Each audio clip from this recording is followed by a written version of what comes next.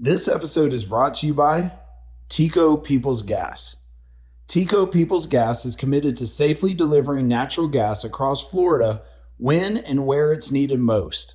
We're making investments in training, smart and resilient infrastructure, and new technologies to ensure the energy is there for our communities to count on.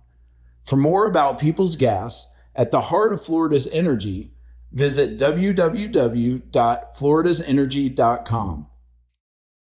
So we've had some pretty good ones so far, season 2. This one isn't going to be a disappointment, I can promise you that. Not at all. I've been looking forward to this conversation since we scheduled it. So. We got some croquetas and what is this? I don't know exactly what this is, but it looks good. Do you like my accent? It sounds pretty. Can you do it again? No, I'm not going to try that. But I want to say a big thanks to Mambo's for having us out today. Yeah. Got a special guest that's going to bring us some coffee. We've been, ordering our city councilman around all day, bringing us water and empanadas. So gracious to provide this food and big and thanks drinks. To, a dear friend of ours, Raul Arias. He serves the city of Jacksonville. Councilman. You want to say hey real quick? Oh, pleasure to have you guys here. And they're empanadas, by the way, not empanadas. I said empanada. You were close.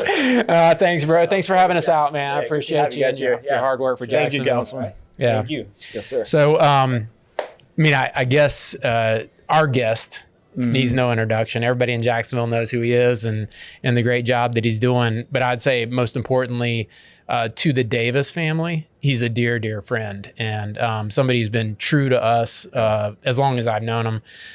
He's had a storied career. Thanks, Raul. A storied career in Jacksonville, over 30 years serving the citizens. He's got great stories to tell. I think it's going to be an awesome, awesome conversation. Yep. So without further ado, why don't we bring in Jacksonville Sheriff T.K. Waters. Thank you very much for being with us today, brother. Thanks for having me. I'm excited. And we definitely are not, I know it's speakeasy, but today it's speakeasy with some water and some coffee because you're in uniform. I am. We got to make sure we respect all that. There's no doubt about it. So how's it been going? It's been going great. It's been very busy, but I love it. I love every minute of it. Right. Even the tough times. I think we have a very strong team of good people who want to see Jacksonville propel forward, and super excited about the way it's going, and gonna keep driving. Yeah, man, I love that. And in what this has been, Sheriff, we just felt like there's so many people that are in Jacksonville that people know who they are and they know your name, may see you on TV or in the newspaper, but they really don't know the backstory behind T.K. Waters. And that's what we wanted to talk about. Just take a little bit of time today to just hear your story and to hear what makes you move. Sure, I love that part of it. What I like most about my job is the opportunity to go out and meet folks and talk to people face to face and hear from them, and they get a chance to see who I am and who I am as a person, what I believe, and how I really love where I live, and how I want to work hard to make sure everyone here is safe and has a good city to live in. Yeah, that's awesome. I think about how you have taken it to the streets with these sheriff's walks, being in different people's neighborhoods. What's the feedback like when you are knocking on people's door and they come to the door and the sheriff's standing there? What's that been like for you? Sometimes are they scared? Bro, if you didn't do anything wrong, you don't have to worry about it. They don't get scared. So in full transparency and disclosure, someone knocks on the door because we have people walking ahead, so that we can keep going and we can cover as many houses as possible. But they knock ahead of time, and I'll know if they want to come out. And I just walk up, introduce myself, and say, hey, listen, we want to stop by, see how you're doing, see how things are going, and actually hear from them what they think the issues are. And one of our core values is always improving. Yeah. So what we need to do to improve to make life better for any member of this community. Yeah. So we're wide open to it. That's awesome. Yeah. I bet you got some crazy stories though too. Knock on somebody's door, and they're like, "Oh, pretty man." interesting stories." But anybody run out the back door? No one runs out the back door. Right. Not yet. No, not yet. No, hopefully that doesn't happen. Yeah, that's awesome. It's good. So let's start back at the beginning. And where did you grow up? What was your family like in your house? So I'm a military brat, as they call us. And both of my parents are born and raised in Jacks. My mother is from the West Side, Sweetwater. I have a plethora of relatives over there, aunts, uncles, nieces, cousins. My dad's from the South Side, around St. Nicholas, not too far from Kuhn Flowers, and right next to Bono's, as a matter of fact. All right, yeah. And that's where he grew up, and all my family's from there, around the Emerson area. And I was born in Fort Bliss, Texas in 1969.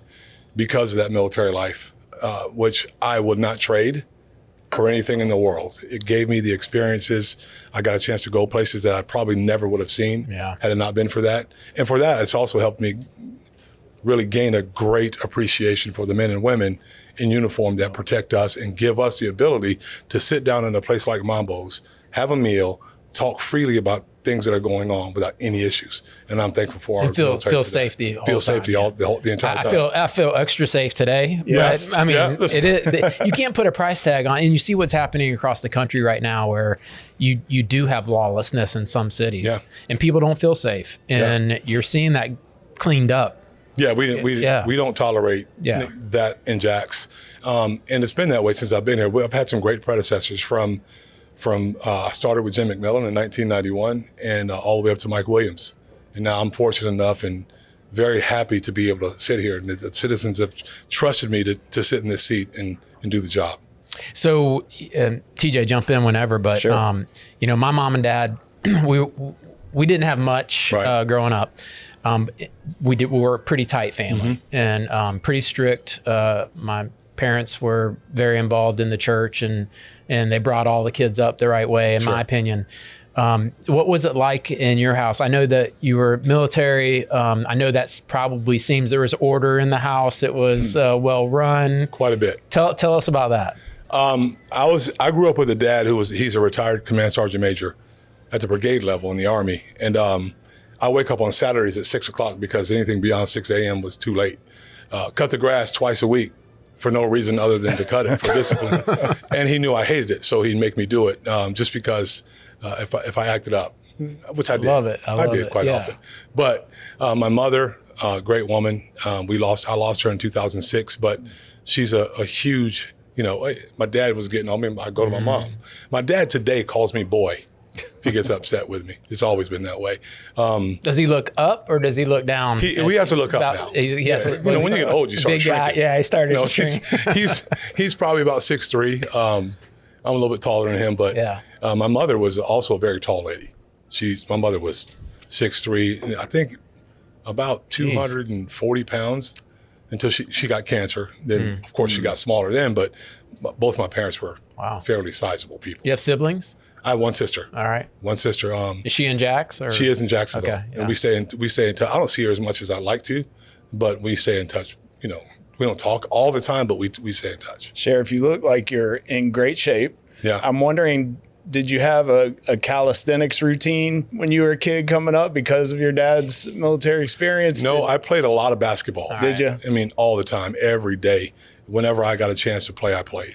Then there was a period of time where, you know, I maybe got a little bit lazy, and then I figured I needed to do something about it. So I walk about 6 miles a day, make sure I take care of myself, and I want to live a little bit longer to make sure to see my grandkids grow up. Yeah. So. Well, there's definitely been a transformation. I can tell you that. Oh, there's no doubt about it. You look great. I look back at old pictures and I cringe. Yeah. But it's motivation. It's motivation to make sure that. How many times you had to take the uniform in? I've had to switch like probably 5 times. Man, that's awesome. And the people at the office mess with me because sometimes the pants would get a little baggy. Yeah. They'll say, "Hey man, you got to change." Come on, man, we got to fill those things out. Yeah. So, but that's a good thing. That's awesome. It really is. So, you know, I'm thinking you grew up in a pretty ordered neighborhood, tight opportunity to learn from folks that are leading you along the right path.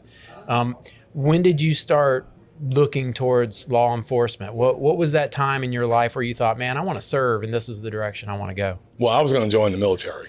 I always tell this story. It's kind of funny. I was going to join the Marines.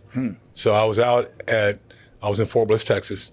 I used to work at the Post Exchange. That was a good job for young people. Right. I used to work at the Post Exchange, and on my way to work one day, I went and stopped by the Marine recruiter, talked to him, gave him my information, and he says, "Okay, we'll be in contact." Well, I went to work one day, and my dad happened to get home early, and I share his first name, Thomas. And the recruiter called my house and asked for Thomas. I happened to be at work at the time, and my dad said, "This is Thomas." He introduced himself, Marine Recruiting Station. He says, "I'm looking for Thomas and want to talk to you about your decision to join the Marine Corps." My dad said, "What?" He says, "Listen, don't ever call my house again. He hung up the phone. I walked in the house after work. He said, "Come here, boy. Sit down. We got to have a talk." Wow. And it wasn't that he didn't want me to join the Marines. It's kind of like a sibling rivalry. Right. Like I wouldn't tell my son to be a fireman. Right. Appreciate the firemen. Love them. They're my brothers. But we have a good rivalry. Right, Yeah. I'm not going to tell my son to be a fireman. Yeah. And so he was like, I want you to join. I don't mind it, but I want you to be educated about the decision you're making. And he said he didn't even encourage me to join the Army. He said, join the Air Force if you're going to join a part of the service. And that was my plan until around 1990 when my first cousin was murdered here on the west side. He was walking through an apartment complex with his younger brother. Some men or young men walked up to him, made him lay down on the ground, took his wallet and shot him in the back of his head, killed him. So that changed my trajectory. It made me decide that I wanted to be a police officer because at 21 years old, you feel like you can probably save the world. You really can't do that. But that was my mindset. So it was that day, around that time that I decided I wanted to be a police officer. Wow. So That's awesome. So when you decide you're going to become a police officer and serve the community in that way, what was the next step for you? You go straight to the academy. What did that look like for you? Well, I had to get old enough first. So I was waiting until as soon as I turned old enough to apply, I applied and I said, I'm going to take whatever job comes first. And I applied for corrections and I applied for police. At the time, there was a hiring freeze. So I didn't What year was this? This was around 1990, like late 1990. Okay. 91 is when I got hired. And there was a hiring freeze for police. So I said, I'm going to take the corrections job. And I took the corrections job and started there, crossed over in 1993. But my career. Old jail? The new jail had just opened up. It just opened up. What was that like? Because you look at these shows now that are on TV, Lock Up, and some of the stuff that takes place. Did you have any crazy stories that occurred when you were in corrections? There were a lot, but I can tell you what corrections did for me. I was pretty green. I grew up in a very structured household. My dad was no joke, and my mom supported that. So I didn't know a lot about anything outside of a military installation in the places that I'd gone and places where I grew up. When I went to corrections, you learn a lot. You learn how to communicate. You learn how to talk to people. You learn how that you're severely outnumbered. So if you don't know how to control your discussion and how you're talking to people, you could find yourself in difficult situations. So I learned a lot working there, and I thought that it was really good for me because everyone that I had seen everyone was high and tight.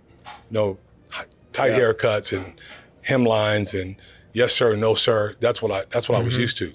It wasn't like that when you go work in Duval County Jail. It was a lot different, but it helped me, made me a better police officer. So you wouldn't be using the tone that you're using right now to make sure you keep people in line, or? I can tell you a funny story.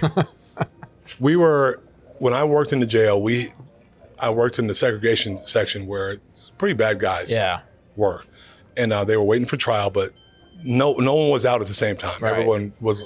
Then you let them out for a short period of time, come out, use the phone, and you have to. After about 20 minutes, they have to go back because the next person got to come out. So there was a young man on the phone, and I said, "It's time to go back in." He gave me a few expletives and said, "Go on about your business. I'm not doing it."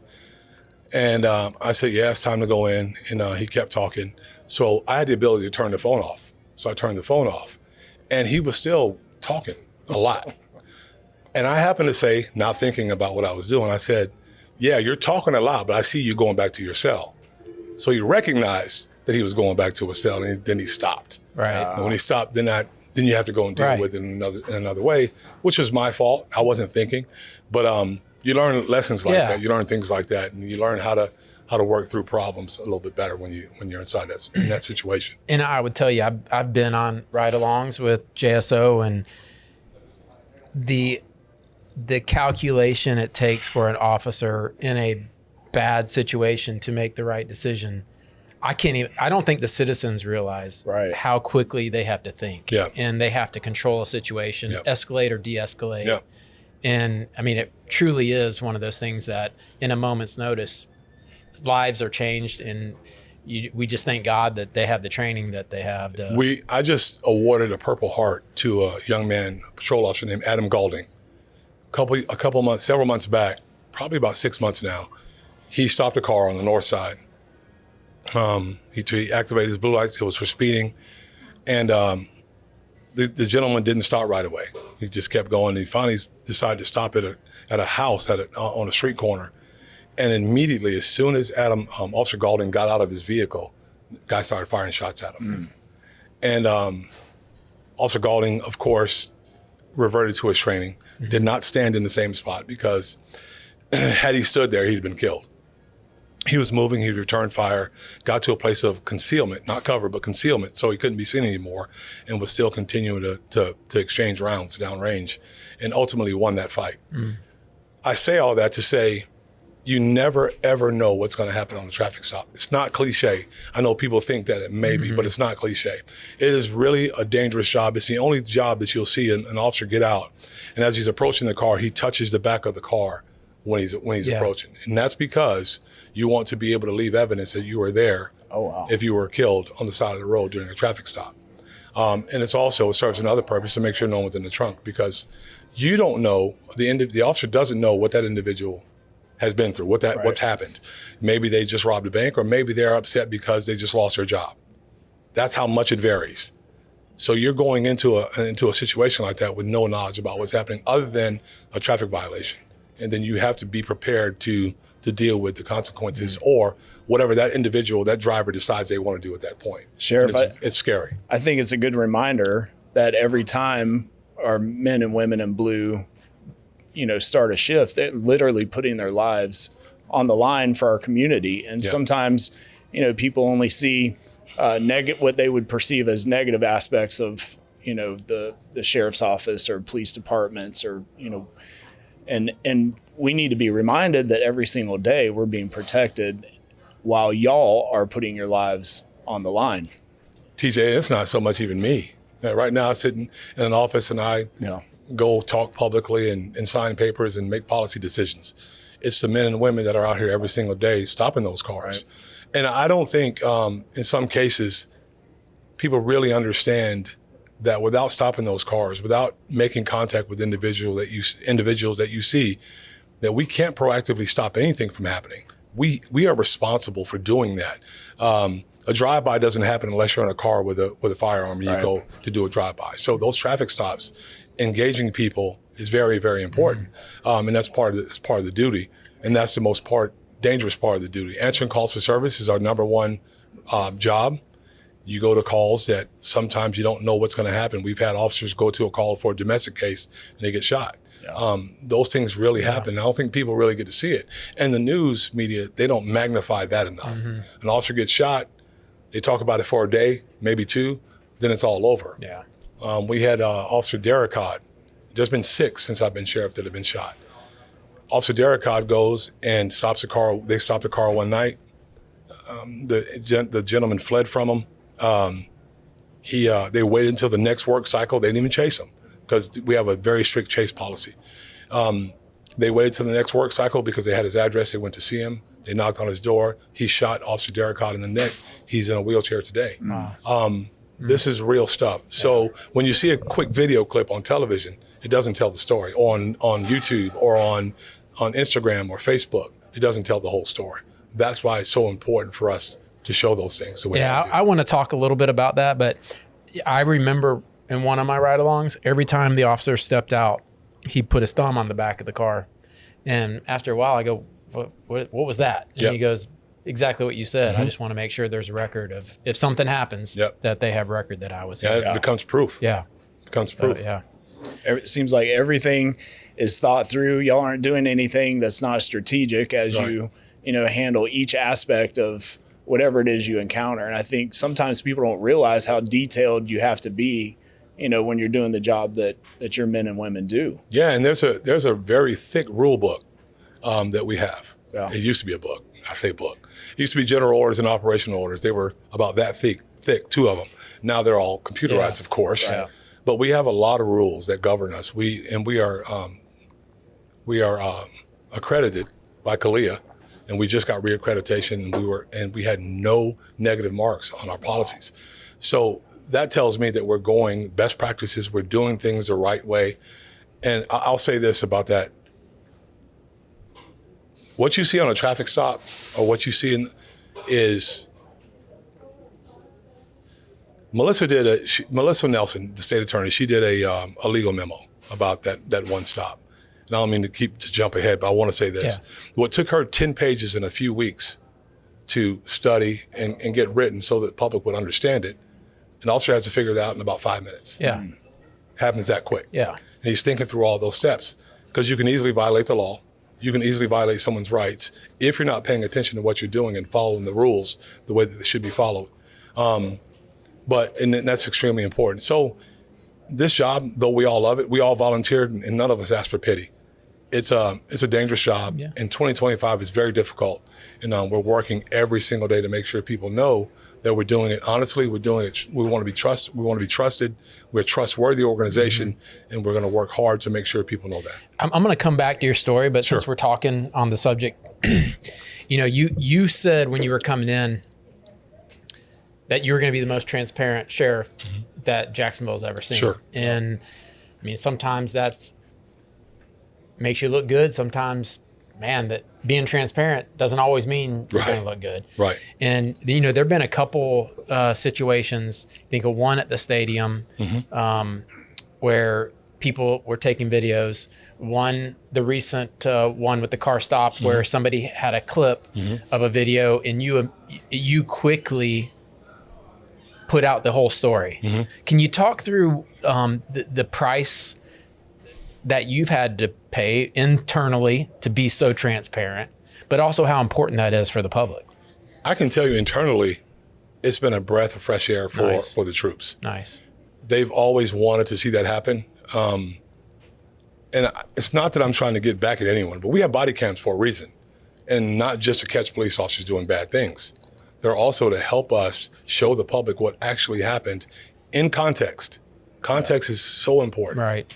If I just show you something very, very quickly, it can look terrible. Yeah. Right. Even when I see things that's just a little piece of it, I say, man, that doesn't look good. Yeah. But I know that I need to go back and we had to start from the very beginning and find out what happened. So as far as internally, the price has not been bad at all. And what I found out externally, people really appreciate it. Listen, there's a segment of people that will see this and see our own podcast that we just started called Inside JSO. Yeah. They'll see this and they'll start sending messages. Oh, they're crooks. I understand that. Yeah. That segment's always going to exist. But overall, the men and women and the beautiful, wonderful people of this community, of the city, they tell me all the time how much they appreciate the openness, the transparency, because there's really nothing to hide. Yeah. And I've always said this. I've always said this agency is the city's agency, is Duval County's agency. I'm their employee. I was put here because you've elected me to do a job. And I think that they should be able to see whatever I can show them legally, and I'm going to do it. I would tell you, I was telling the sheriff earlier, that clip went viral of the traffic stop maybe it's a month ago now. And, my kids see the clip and they're like, Dad, this doesn't look good. Right. And I went, hold on a second. Let's see what the sheriff has to say about this, because there's always two sides to every story. And we sat down and watched that entire press conference where you showed from the beginning to the end of the body cam. And it was every one of us were like, wow, how quickly the story can shift by just a 15-second clip of something that was 5 minutes long. Right. And so it really is important to. Well, and talking about the importance of media and context. And I know this is important to you because you've hired somebody to take on all of this. Vic, I don't know what his official title is, but I know since he's come on board, I've seen a lot more on your social media and, the podcast, you mentioned that, just getting that off the ground. So just being able to get more information in the community, I appreciate it. I know, citizens appreciate it as well. Do you ever receive maybe from other agencies any kind of pushback because they aren't willing to do that and you're doing that, or is that even a factor at this point? No, not really. The sheriffs in Florida, I've heard from sheriffs and police chiefs all around the country. Yeah. And they, a lot of them really like it. And a lot of them have us called and asked for advice and thoughts on how we do certain things. And I knew that when I was coming in, two public information officers that are police officers is nowhere near enough. Right. Plus, we're not professionals at this. there are people here that do this stuff and they do it for a profession. So why not get those folks in and let them handle that for us? And now Vic, he would even tell you, Vic had no idea what everything that goes on within the agency. And he has the free run of the agency. He can put whatever he wants to put out, unless it's something that he needs to run by us. He knows what that is. Right. But he has free reign. He can do whatever he wants to do because it's that important. I believe there's nothing more important than sharing information with our public. Nothing. That is because, awesome. Yeah. Because we cannot succeed unless we have public approval to succeed.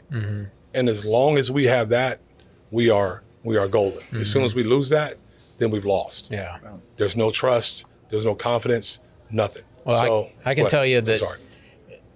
It seems to me the vast majority of the citizens of Jacksonville have a lot of trust in you. Yeah. And I think it's the transparency thing. It is. The good, the bad, the ugly. I think and so. You respect that, you know? So let's get back to the your timeline. I want to, so your patrol first. Corrections first. Corrections You want first. to see my picture? Is that your special you wanna picture see my first today? picture? Oh, I cannot wait. This is going up. Okay, now- this is now- going up. I don't know what I was thinking with his haircut, but I guess it was 1991.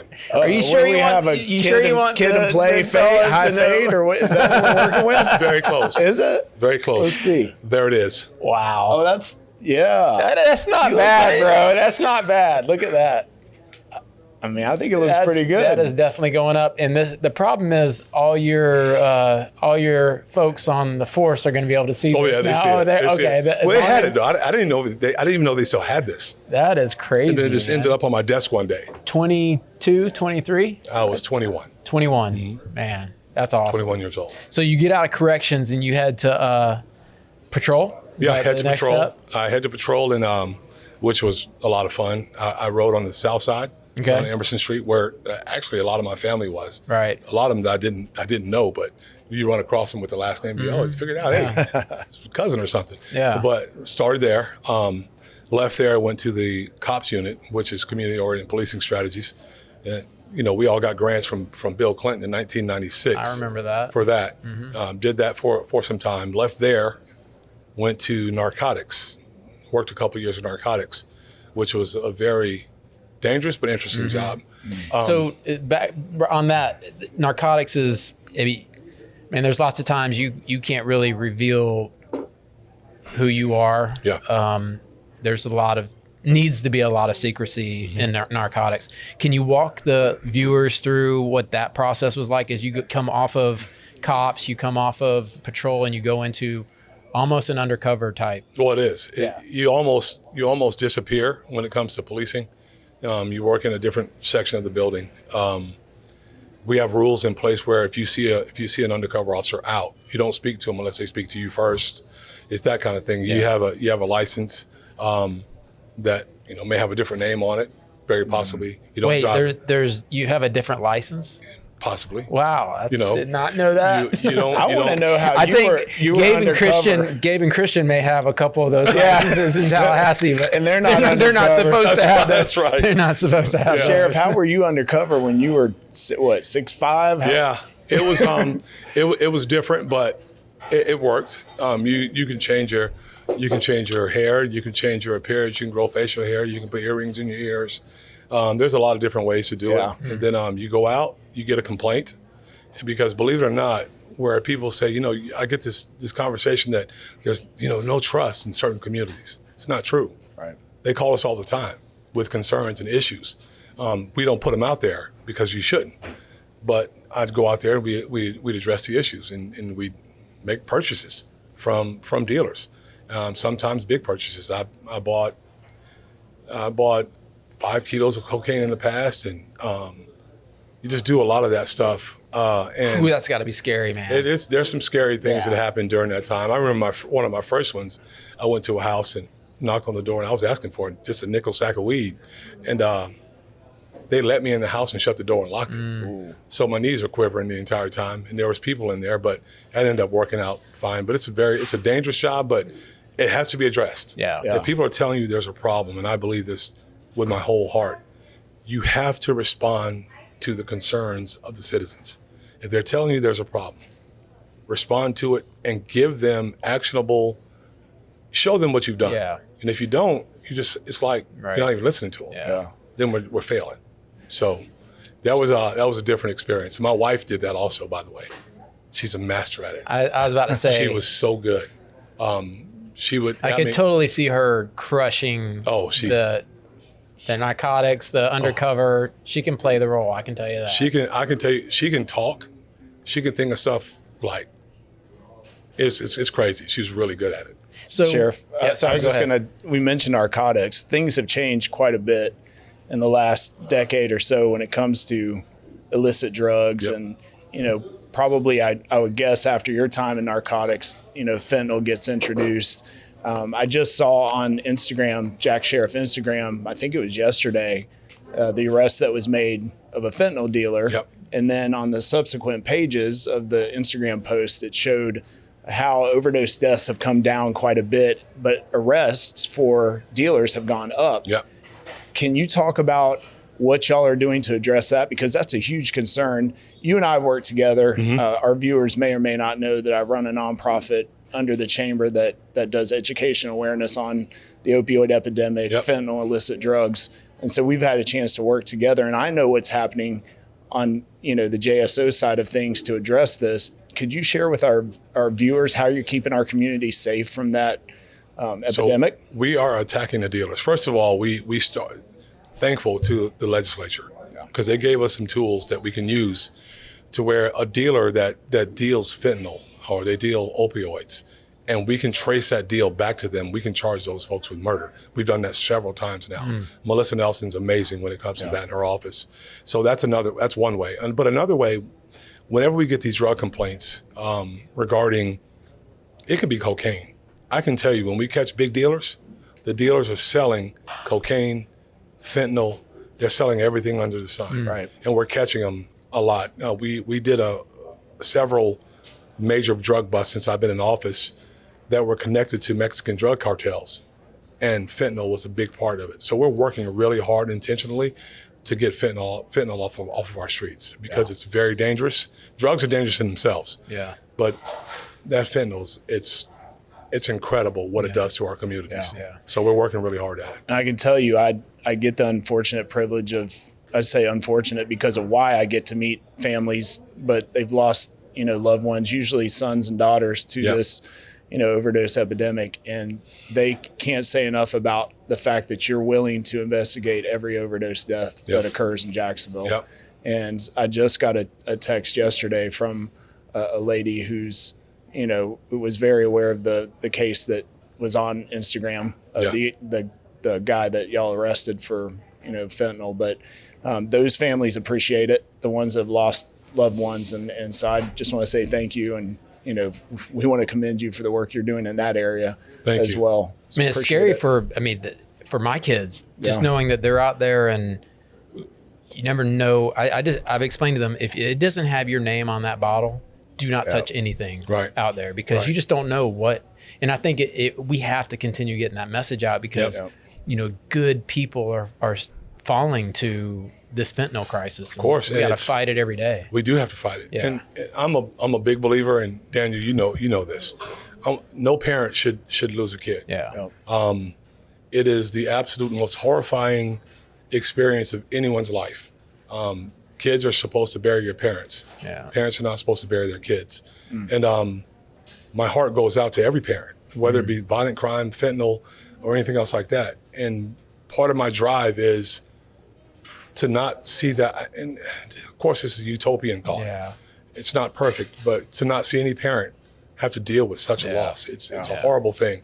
And that's the driving force. So I can promise the community this: we're going to continue to work on that problem. We're going to continue to push and drive to make sure we get those dealers off of our streets, and then try to help the folks that maybe have those addictions. Yeah.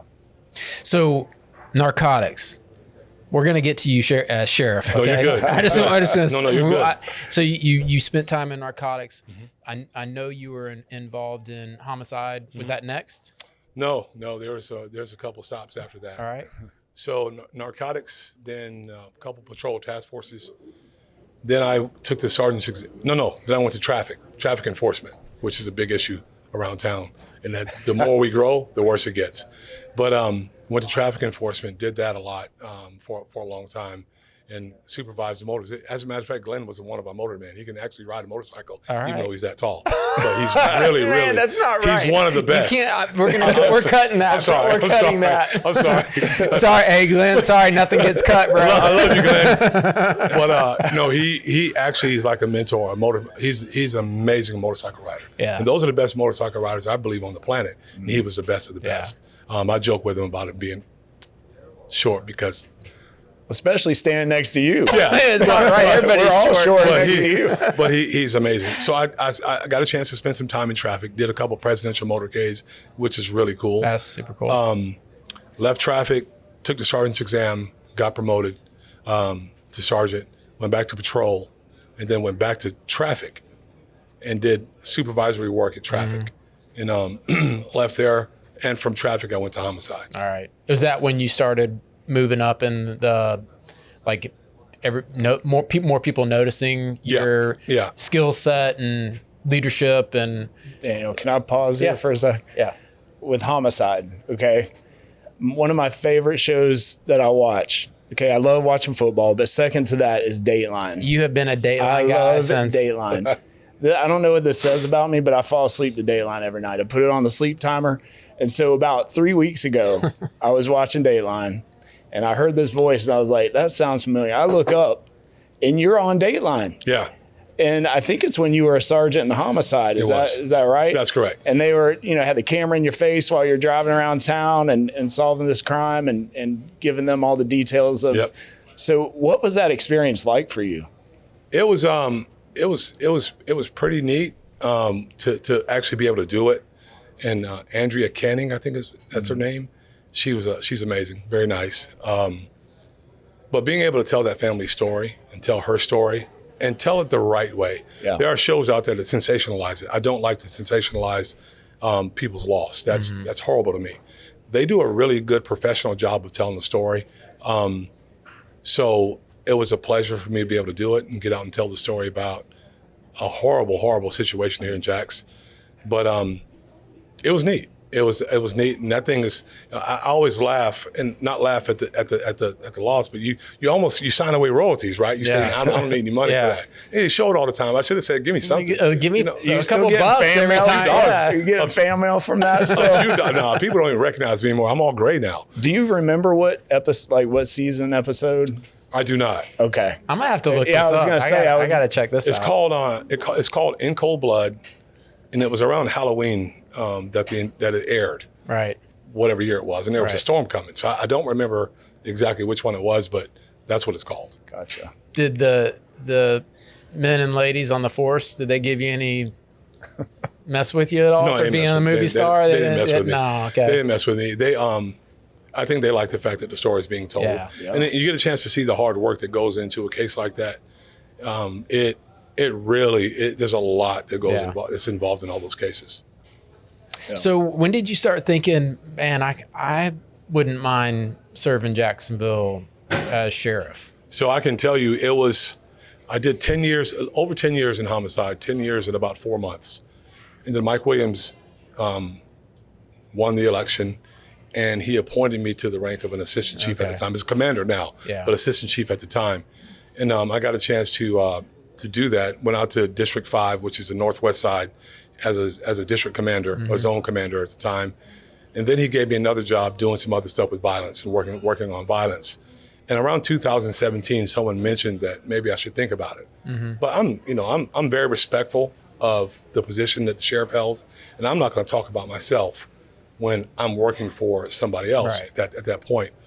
So it was a thought that I had in the back of my mind and thought about it for a little bit. And then August 30th, 2018 happened, which really changed the thought process for me at the time. And actually, it'll be 7 years on Saturday that this happened. And it was a loss of. Can we talk about that? Yeah, sure. Just a little bit. Yeah. So it was a loss of my 18-year-old son, and it was by suicide.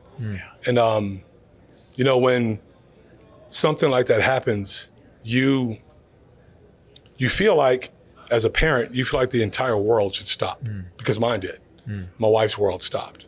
And then when you're going through that process, there's so much involved, especially in the suicide, because there's a stigma attached to it. Am I a failure as a parent? That thought was there. Did I miss something that I should have seen? That thought's there. That I'm angry. How could you be so selfish? Because he's 18 years old. Went to school right over here at Providence in his senior year, and I'm saying to myself, where did my wife and I miss it?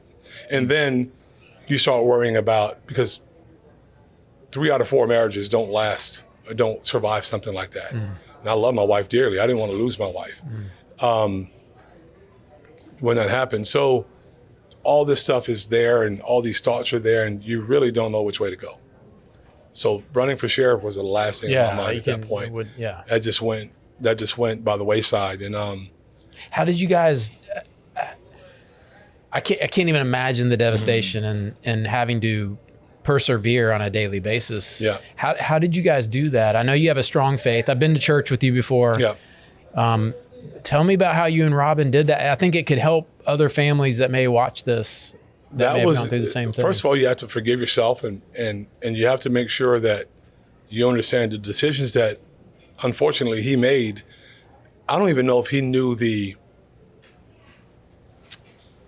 long-lasting impact that it was going to have when he did it. I don't think he even thought about that. But it sticks with you, and the only thing that I could say is my faith, my walk with Jesus Christ, my relationship with him, the love that surrounded my wife and I during that time. Then I have sons. I have 2 other sons. I have a 34-year-old son and a 32-year-old son. I have 4 grandkids. Didn't have grandkids at the time, but we need to keep going for them. Yeah. At the same time, never forgetting my son. I think about him when I wake up. Think about him when I go to bed. All day, every day. And it never goes away. Yeah. You learn to live with it. But the faith that I have in my walk with the Lord has been what's helped me tremendously. I did the grief counseling for about three sessions. Yeah. That just made me cry even more. Yeah. So I stopped doing that and just leaned heavily on my faith, on my pastor, on my wife, our relationship. And right now, my wife and I are very, very, very, very close. Yeah. We always were, Yeah. but we're even closer now. It's like sometimes those, we've gone through not any level of adversity that you have, but those really, really difficult times can either draw you close to your wife, and she's your partner, and she's going to help you get through the day, or it can draw you apart. Yeah. And and I can tell you what I was worried about. I was worried about looking at her and seeing him every day. And I'm sure she probably had some of those same thoughts. But there was nothing there was no clue. Yeah. When I just go home one day and I find him. And I'm glad I beat my wife home. I can say I'm glad that I carry that vision in my mind and not her.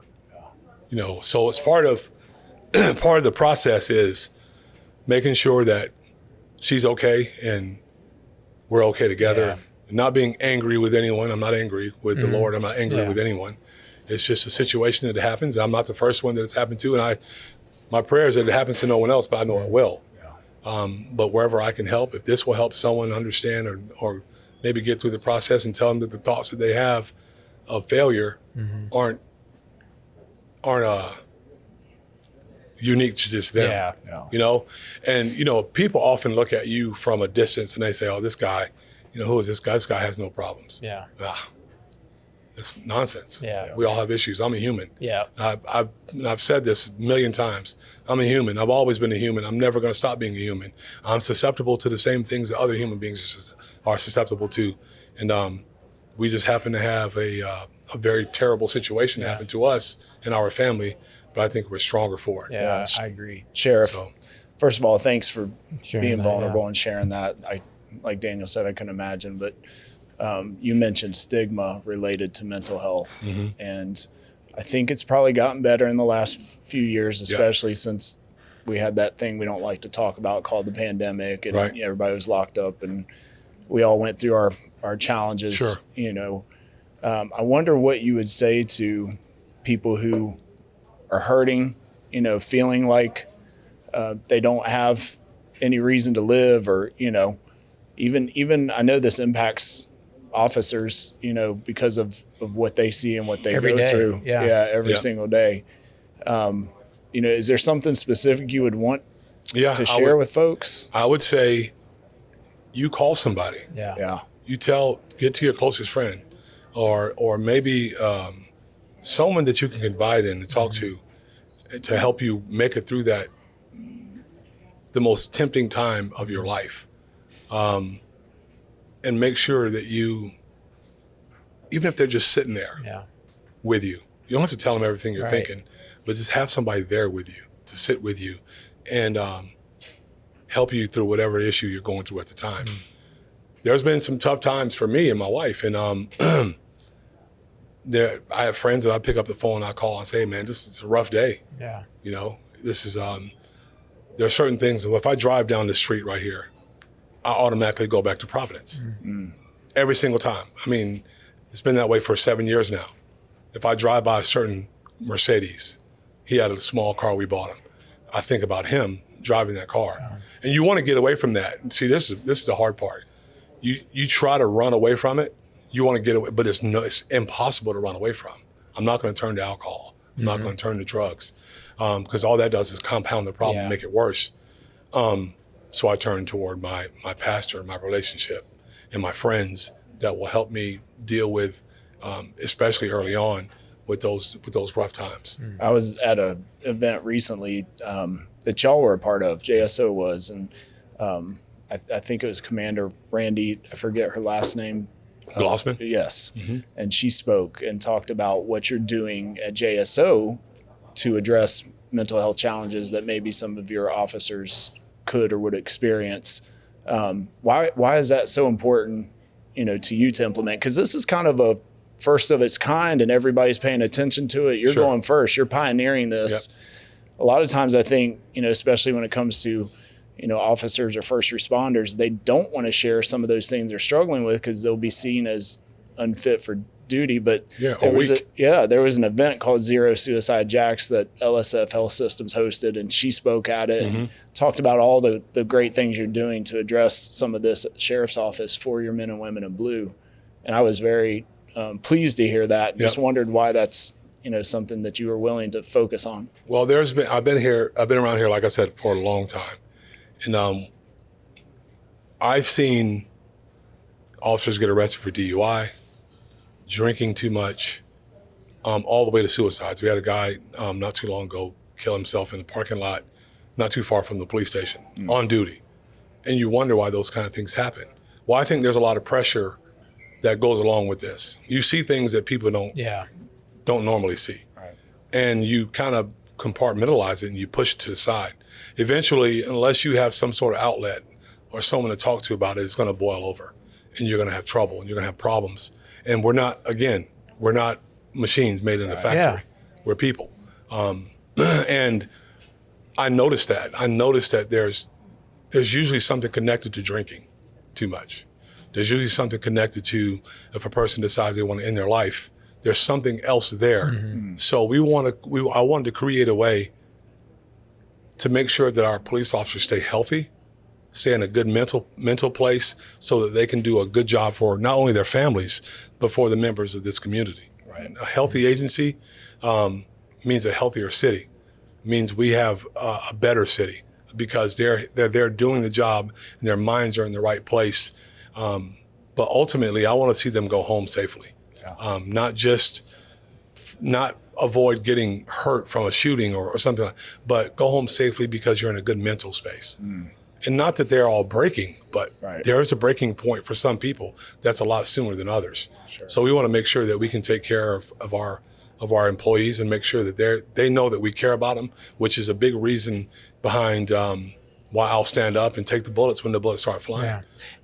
Sheriff, I mean, I think the military has figured it out. Yeah. That you have men and women who are putting their lives on the line. They see things that will absolutely give PTSD. Yeah. And they're trying to help that recovery when they come back to reintegrate into civilian life. But it's clear that we have to do the same thing with our first responders. I mean, it just makes sense. And we want to make sure they're as healthy mentally as they are physically. So there's something to it when you go to a crime scene and there's a 7-year-old. Yeah. Or there's an 18-year-old that's laying in the middle of the street left. Yeah. And you see that over and over again. Yeah. Again, we all volunteer for this, right? And I don't think sometimes you understand when you start your career that stuff will be there and it'll build up over time. But the undersheriff and I often talk about, we spent over 10 years of our lives working in that unit, and you see the absolute worst of humankind. And unless you know how to deal with it, it could be problematic. Yeah. So we don't want that to happen. We want to make sure that our troops stay healthy, happy, safe, awesome. make a good salary, which they're making now, and it's very important. So you all worked through the deepest part of your marriage, and then the opportunity continues to present itself to run for sheriff. Yeah. And it's like one of those things that you can't get away from. Right. It just keeps coming back, and everybody's coming to you and saying, "Hey, I think you should do it." Right. Talk a little bit through that. That was a interesting time because I think I stalled for a long time because I have to make sure that I'm in the right place. Yeah. I have to make sure that I don't believe there's any closure, but I believe that I have to be in the right space, head-wise, to be able to focus on something like that. So I stalled for a long time. And then I had a conversation with Sheriff Williams just before getting in the race. And I think one of the questions was, "Are you still interested?" I said, "Yes, sir, I'm interested." And I think there's a possibility that I want to do it, but I have to have a few discussions first, which the first is my best friend and my wife. Right. And I wanted to talk to her first before I jump in because, you know as well as I do that it's a pretty deep pool when you jump in. Family business comes up. And then my pastor, he's a retired captain from the Jacksonville Sheriff's Office. And I wanted to talk to him also and get some guidance on my thought process. So I went through all that, and my wife was pretty easy. She was like, "I think you should do it. I think the time is right. I think you should do it." And I felt like I could. That was very important, because if I take a job like this and my heart's not all the way in it, and my mind's not all the way in it, I'm still struggling with different things like that, I think I'd fall flat on my face. Yeah. But once I talked to her, and she was on board, and after that discussion with my pastor, I was ready to go. Yeah. And like I said before, I've said this before, I believe you can have the desire to do the right thing, but if you do the right thing at the wrong time, you'll screw it up. But I believe it was the right thing at the right time. No guarantees on winning, but we were going to run as hard as we could. Well, you won. I'm pretty thankful you did. Thank you. And I would just say, I put it all out there and did not pull that off. But one person stood next to me the entire time, and that was you. And I'll never forget that. Our family won't ever forget that. And I would just say that we are so grateful for you and your service to Jacksonville. And man, we're so honored to have you here on Speakeasy today. I can't believe the time's already gone by. Are we done? Yeah. We're already up over 3 minutes past. And I would like to say, just as we close out, what is it that you love most about Jacksonville? I mean, this is your home. Is there something that pops out about the community, or that you would say you love about our city? I mean, I was fortunate enough to spend time in a lot of different places. I don't know what it is. I think it's the water. I think it's the climate. I think it's the people. Yeah. I think it's it's like a Southern feeling. At the same time, there's a lot going on. And I think it's just a great place. It's a beautiful place, and people that are outside Jacksonville have no idea. Right. Well, they're starting to have an idea now. Yeah. Don't come too. We don't want too many. My job is to bring them. I got to keep bring the bringing business. them. I'll bring the business. Yeah. Bring the business. They can work remote. No, I'm just joking. I'm joking. But I just want this. I want to continue to do my part to make this the best place in the country or in the world. I think we just have that potential. There's and if we don't have a safe environment, you cannot have quality of life. Yeah, that's exactly right. You can't grow a business. That's right. So you are a critical piece of our success. And I'm just love having you here, man. I'm glad people get a chance to hear your story because you're doing such a great job out on the streets. Thank you. I appreciate it. And I appreciate the opportunity. Yeah. I really do. All right. Love you, brother. Love you guys. Appreciate it. Thank you. All right, man. Let's close it up. I know. Thanks. Wrap it up.